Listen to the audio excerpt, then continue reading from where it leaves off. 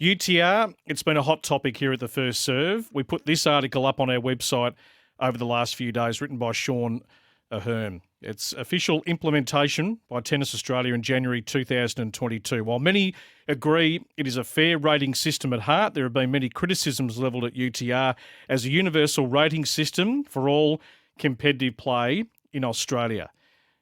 With all the debate surrounding UTR, positive and negative, there's a new app on the market designed to address one aspect of UTR that no one really understands, and that is the algorithm. The man behind the app is Ric Curnow. He joins us from Canberra tonight. Ric, great to have you on the First Serve.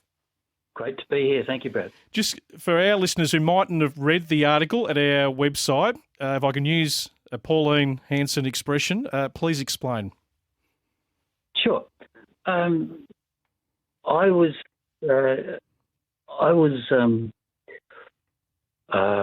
perturbed when I saw the kids dealing with UTR, particularly when younger players were having to play someone who had a lower UTR than them, and not knowing by how much they had to win that match to get a UTR positive result. I think you're probably aware of it as well.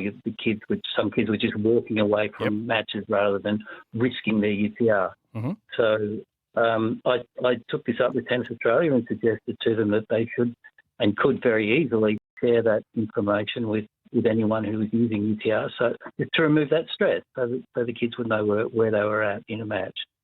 And they said they didn't want to do that, and I said, if you don't do it, I will. And they said, you can't, so I did.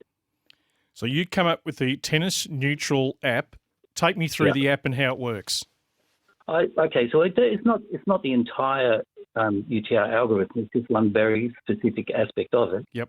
And it works by giving, if you put two UTRs into the app, it will tell you what the UTR algorithm predicts will be the ratio of games at the end of the match.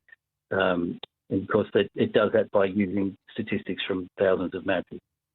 So you put that in, and you can immediately see, if you're a 6 and I'm a 5.5, and you put those numbers into the app, you'll see that you're expected to win about 60% of the games in a match, and I'm expected to win about 40. So if you do better than 60, then that's going to be UTR positive for you. If I do better than 40, it's UTR positive for me.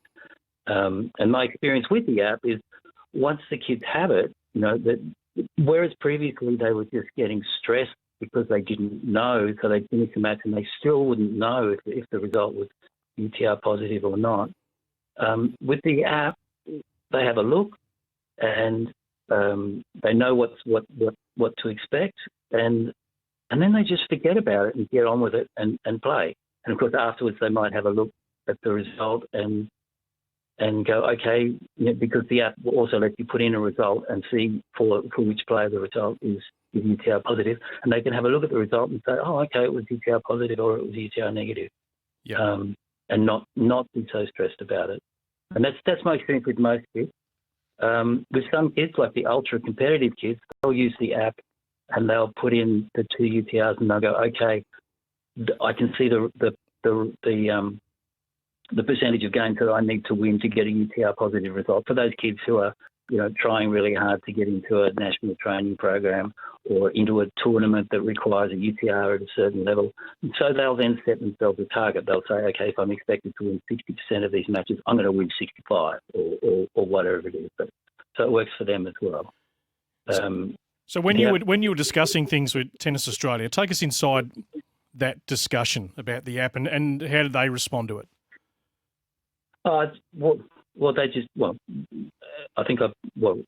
Initially I said to them, you could do this, really, because to lower the stress levels around the UTR, and they said they weren't going to, and I said, I'll do it, and they said, you can't. And so I did. They've been, I haven't spoken to them recently, but they said they wouldn't support it, but I think they just planned to ignore it was the plan at the last time that I discussed it with them. And when I put together the algorithm for calculating the neutral point, I did it myself initially, and I was just going to give it away. Like I'd made up a a chart and I could print it off and give it to anyone. And people said, no, I'll pay you for that. So I thought, well, if people are going to pay for it, let's make an app. And I also thought I'd better get some real mathematical expertise on board here. I found a couple of maths professors in the US who were both excellent tennis players, and they come up with a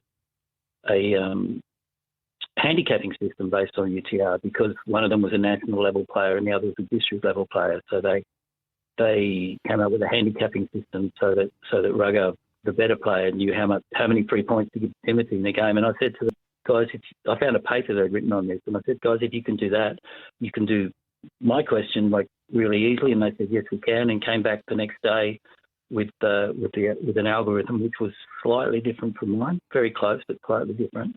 I then went to ANU, where they have a program for master's level computer science students who have to take on a real world problem in the computing world. And so I asked them to make the app for me, and sent them out to do the research again and come up with the algorithm a third time.